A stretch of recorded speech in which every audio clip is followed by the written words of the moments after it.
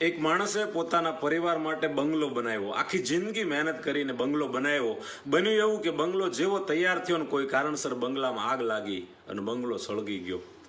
એ માણસ સળગતા બંગલાને જોયા પછી ગામમાં મીઠાઈ લઈ અને ગામમાં વેચવા ગયો કે લો મીઠાઈ ખાવ, મારો બંગલો સળગી ગયો. કોઈએ કીધું કે આ બંગલો સળગી ગયો એટલે મગજ છટકી નથી ગયું ને, આ બંગલો સળગી ગયો ને કેમ મીઠાઈ વેચવા આવ્યો?